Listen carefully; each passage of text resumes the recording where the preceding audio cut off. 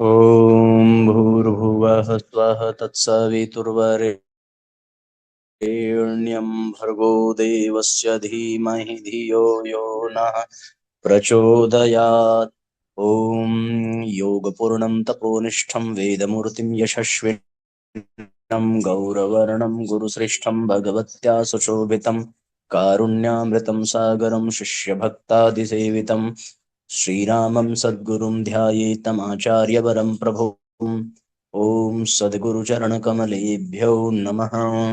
वन्दे भगवतीं देवीं श्रीरामं च जगद्गुरुं पादपद्मे तयोः श्रुत्वा प्रणमामि मुहुर्मुहुः। परम पूज्य गुरुदेव परमदनिया माता जी के दिव्य संरक्षण में विराजमान ऑनलाइन दैनिक स्वाध्याय के आज के सत्र में आप सभी आत्मीय परिजनों का बहुत बहुत स्वागत अभिनंदन है। साथियों, आइए भावपूर्वक आज के सत्र का हम सभी शुभारंभ करते हैं। स्वस्थ सुखी वृद्धावस्था के स्वर्णिम सूत्र, ये आज का पहला अध्याय है। अधिक से अधिक शेयर करना बिल्कुल न भूलें। अपना नाम अपना स्थान अवश्य लिखें जिससे कि सबको इसका लाभ प्राप्त हो सके। बुढ़ापा जीवन का स्वाभाविक कालखंड है जिससे देर सबेर सबको गुजरना पड़ता है।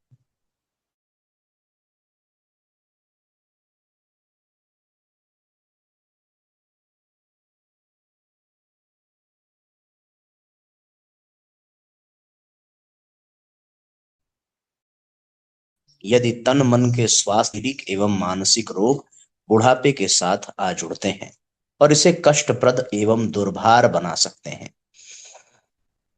समय रहते इस संदर्भ में उचित तैयारी के साथ एक सुखद एवं आनंददायक बुढ़ापे की आधारशिला रखी जा सकती है। इस संबंध में प्रस्तुत है कुछ स्वर्णिम सूत्र जिन पर विचार किया जा सकता है। जीवन को एक जीवंत उद्देश्य के साथ जिए, सबसे महत्वपूर्ण है एक अर्थपूर्ण जीवन जीने की राह जो जीवन को उत्साह उमंग से भरे रखती है। अपने किसी शौक या मिशन के साथ जीवन व्यक्ति को बुढ़ापे में भी आशा उत्साह के साथ लबरेज रखता है, जो स्वतः ही तन मन को अपने अनुकूल चलने के लिए विवश बाध्य करता है। साथ ही दूसरों के काम आने की अनुभूति भी व्यक्ति को आनंद पूरित रखती है। इसके साथ शरीर के स्वास्थ्य का उचित ध्यान रखें जो बढ़ती आयु में सुखी जीवन का सुदृढ़ आधार रहता है। स्वास्थ्य का पहला आधार है उचित आहार। हम क्या खाते हैं, कितना खाते हैं, कैसे खाते हैं, यह महत्वपूर्ण है।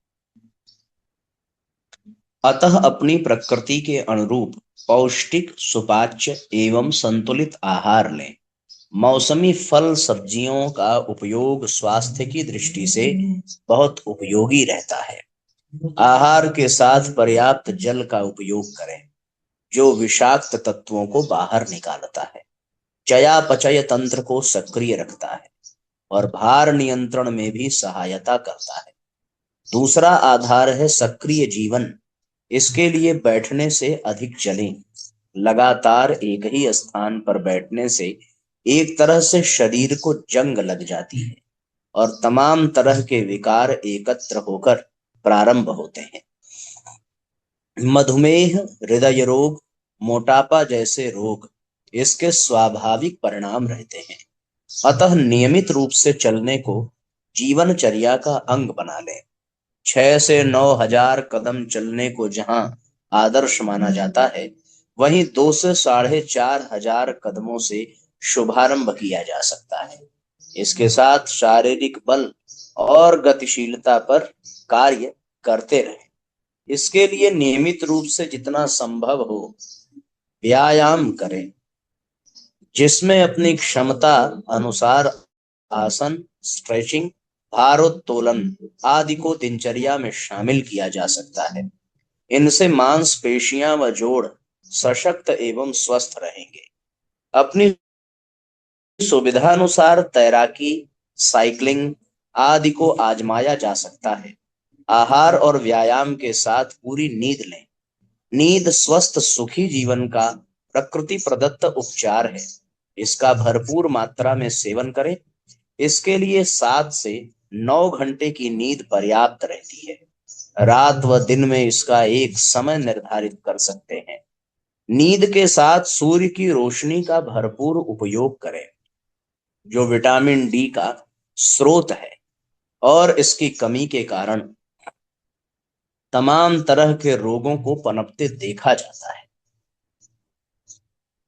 दिनचर्या में अपने बैठने, चलने व खड़े होने की मुद्रा का भी ध्यान रखें। इन सबके साथ नियमित रूप से चिकित्सकीय जांच अवश्य कराएं, जिससे पनप रहे विकारों की समय रहते पहचान हो सके और समय पर इनके निराकरण की व्यवस्था हो सके, इससे पहले कि वे असाध्य व लाइलाज रूप ले लें। आजकल अधिकांश घातक रोग इस चरण के प्रति लापरवाही का परिणाम रहते हैं। इस संदर्भ में समय रहते बरती गई सावधानी बुढ़ापे को निरोगी एवं सुखद बना सकती है। जीवन में तनाव को हावी न होने दें। जितना तनाव रहित जीवन जिएंगे, बुढ़ापा उतना ही दूर रहेगा। तनावग्रस्त जीवन तो युवावस्था में ही बुढ़ापे का पर्याय बन जाता है। कितने युवा समय से पहले ही तनाव के दुष्प्रभाव में मुरझा जाते हैं। तनाव के निवारण के लिए गहरी श्वास, शीतलीकरण, ध्यान आदि का अभ्यास कर सकते हैं। अपने दृष्टिकोण को बदलने से ये कार्य सरल हो जाते हैं। इसके लिए स्वाध्याय की आदत डालें, जिसके प्रकाश में जीवन में तनाव व अन्य समस्याओं के कारण ही सूक्ष्म पहचान संभव होती है और इनका निराकरण जड़मूल से संभव होता है। अपने बुढ़ापे की गुणवत्ता बढ़ाने के लिए जिज्ञासा का भाव जीवंत रखें और प्रत्येक दिन कुछ नया सीखते रहें। हर सप्ताह मोह माया का ज्ञान देने वाली एक नई पुस्तक अवश्य पढ़ें या सुने। इससे जीवन रुचिकर लगने लगेगा। मानसिक सक्रियता के लिए प्रतिदिन किसी नए कौशल पर कार्य करें। इससे उत्पन्न सृजन का आनंद बुढ़ापे का एक सबल सहारा सिद्ध होगा। अपने रिश्तों व संबंधों को महत्व दें। परिवार एवं समाज से जुड़े रहें। आपसी जुड़ाव एक सुरक्षा का भाव देता है, जीवन के प्रति सकारात्मक भाव का संचार करता है। घर पड़ोस में यदि छोटे बच्चे हैं तो उनको अपने अनुभव से कुछ सिखा सकते हैं। अपनी रुचि के अनुरूप किन्हीं गतिविधियों से जुड़कर अपनी रुचि के लोगों के साथ संवाद स्थापित कर सकते हैं। स्वयं सेवी समूहों या गायत्री परिवार से जुड़कर एक स्वयं सेवक के रूप में अपनी सेवा दे सकते हैं।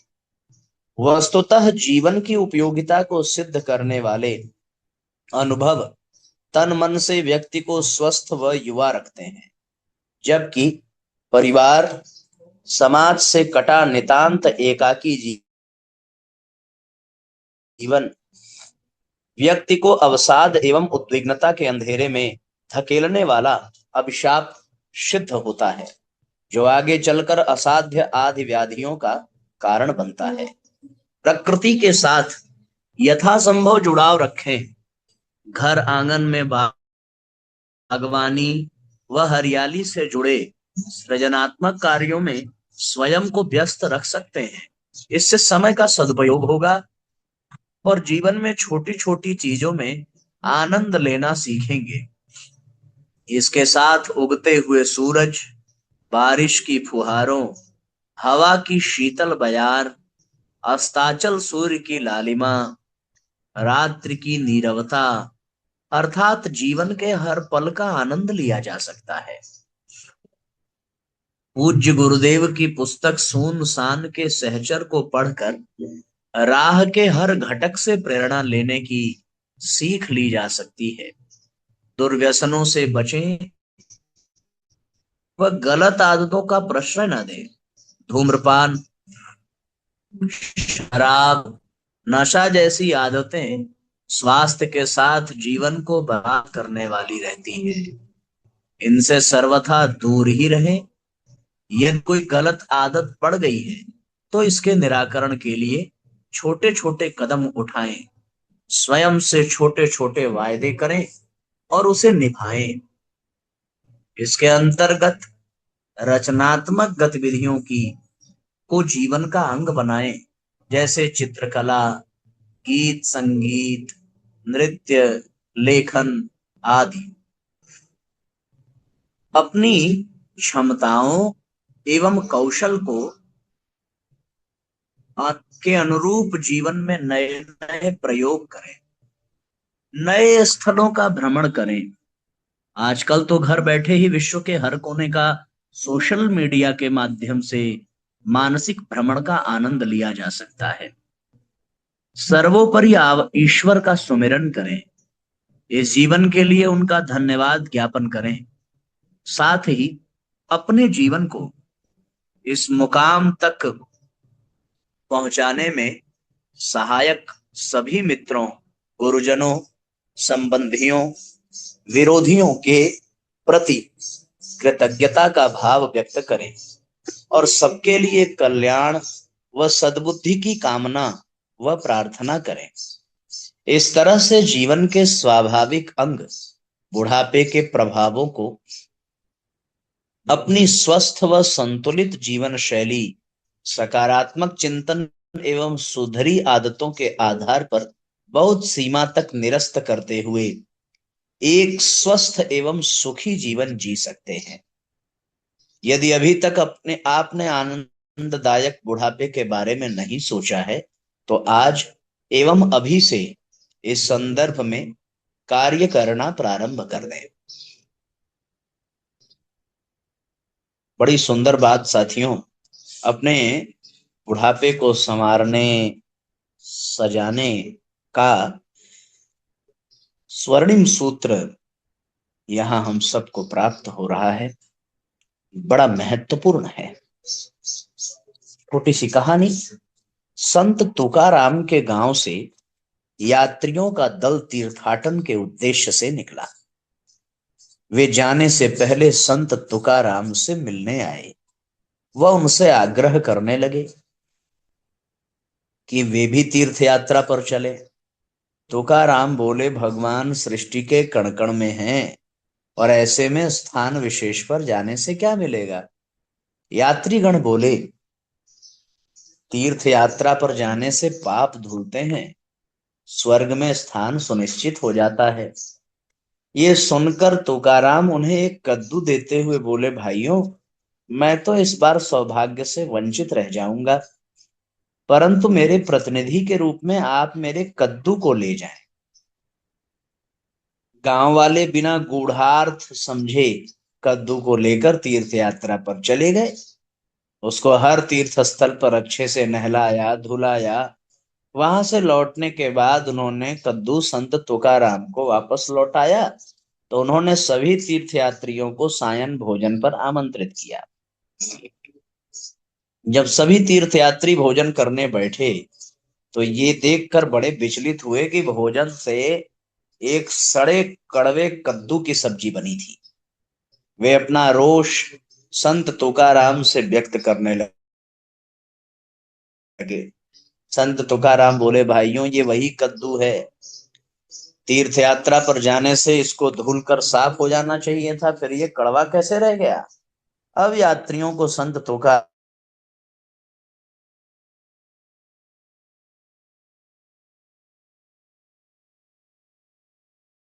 निहितार्थ समझ में आया।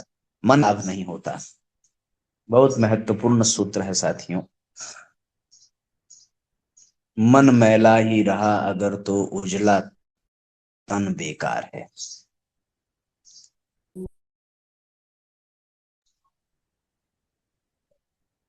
जनहित में जो लगा न जीवन वह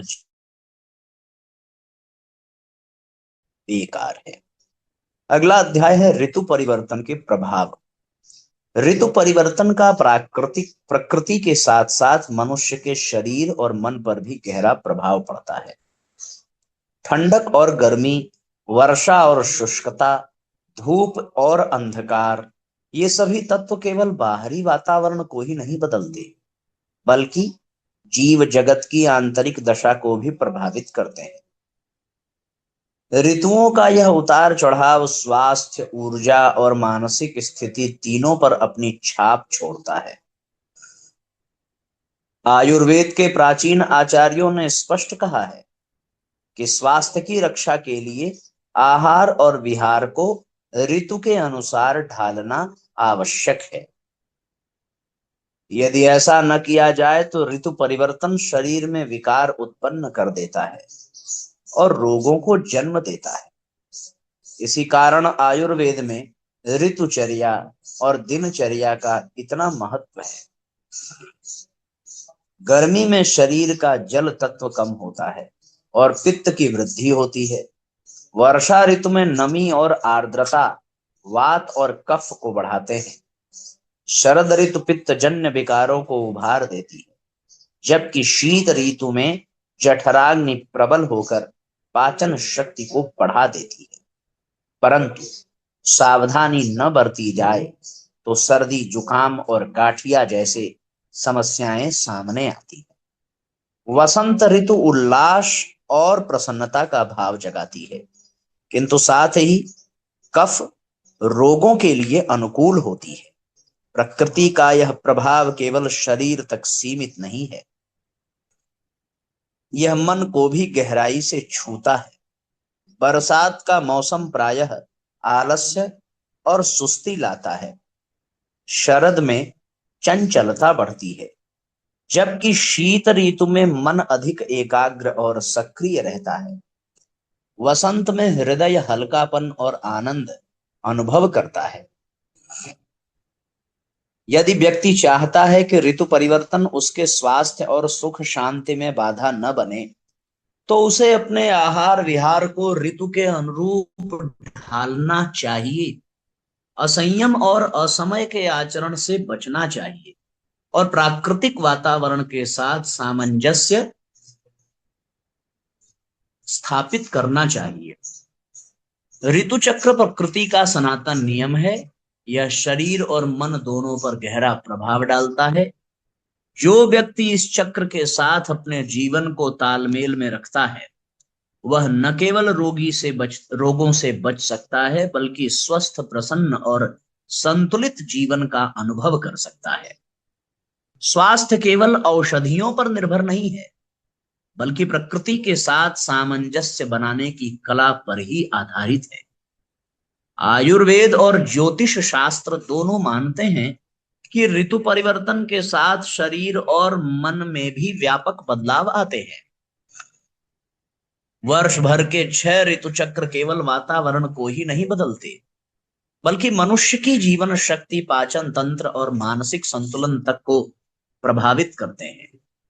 प्रकृति के इस चक्र को समझे बिना स्वास्थ्य की संपूर्णता संभव नहीं। जब वसंत आता है तो प्रकृति में हलचल होती है और नव जीवन की तरंगे उठती हैं। इस समय कफ की वृद्धि स्वाभाविक है और यदि इसका ध्यान न रखा जाए तो रोग उत्पन्न हो सकते हैं। ग्रीष्म ऋतु में सूर्य का ताप प्रबल होता है, पसीना अधिक निकलता है, शरीर दुर्बल होता है और पित्त विकार बढ़ते हैं।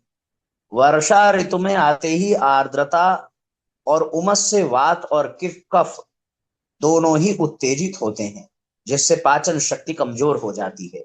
शरद ऋतु में पित्त का प्रकोप सर्वाधिक रहता है। त्वचा और रक्त से जुड़े रोग जैसे फोड़े, फुंसी, नेत्र विकार इसी ऋतु में अधिक देखने को मिलते हैं।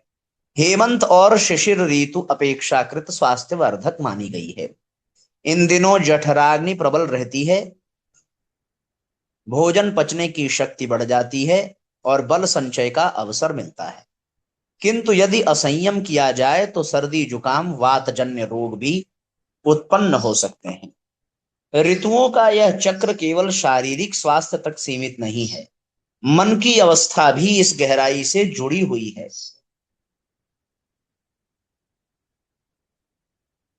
वसंत में उत्साह और उमंग का अनुभव होता है।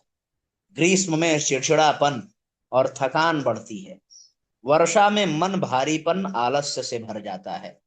शरद में बेचैनी और चंचलता का अनुभव होता है। जबकि शीत ऋतु मन को स्थिर और एकाग्र बनाती है। मनुष्य का जीवन तभी संतुलित रह सकता है जब वह प्रकृति के साथ इस चक्र के साथ तालमेल बिठाए। यदि हम ऋतु के अनुसार आहार विहार और दिनचर्या का पालन करें तो स्वास्थ्य सुरक्षित रह सकता है। इसके विपरीत लापरवाही रोगों का द्वार खोल देती है। विज्ञान की नवीन खोजें भी इस तथ्य की पुष्टि करती हैं कि ऋतुओं का सीधा प्रभाव वनस्पति, प्राणी और मनुष्य पर पड़ता है। पौधों की वृद्धि, फूलों का खिलना, पक्षियों का प्रवास, यहाँ तक कि मनुष्य के हृदय और रक्तचाप तक में ऋतु परिवर्तन के साथ परिवर्तन देखा जाता है। स्पष्ट है कि स्वास्थ्य केवल औषधियों पर नहीं टिका है। प्रकृति के इस सनातन चक्र को समझकर उसके साथ तालमेल बिठाकर ही दीर्घायु और संतुलित जीवन संभव है। जो व्यक्ति ऋतु चक्र का आदर करता है वह रोगों से बचता है, शक्ति, प्रसन्नता और दीर्घकालिक स्वास्थ्य का आनंद ले सकता है।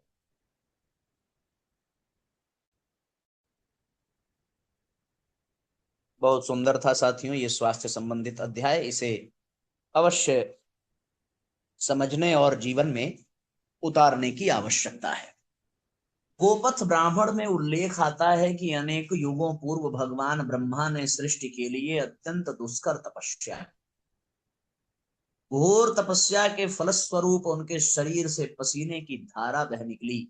इसमें उनका रेतस भी सम्मिलित हो गया। आगे चलकर यह सम्मिलित जल दो धाराओं में विभक्त हो गया। उस रेतस के एकत्रित हो जाने से ऋषि का जन्म हुआ। मैं कौन हूं, मेरे पिता कौन है, मेरा जन्म कैसे हुआ, इस उत्सुकता के साथ जब वे भगवान ब्रह्मा को ढूंढने चले तो आकाशवाणी हुई, अथर्ववाग एवं एतक स्वेदाय स्वनिक्ष, और इस कारण उनका नाम अथर्वण पड़ा। जल की दूसरी धारा से महर्षि अंगिरा का जन्म हुआ और इस प्रकार अथर्ववेद की उत्पत्ति हुई। अच्छी इंफॉर्मेशन है, अच्छी जानकारी है। आज के लिए साथियों बस इतना ही। गायत्री मंत्र हमारे साथ साथ। ओम भूर्भुवः स्वः तत्सवितुर्वरेण्यं भर्गो देवस्य धीमहि धियो यो नः प्रचोदयात्। सभी आत्मीय बंधुओं को बहुत बहुत प्रणाम साथियों। सबका मंगल हो।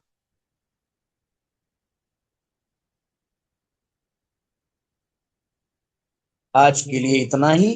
जय राम जी की शुभ रात्रि।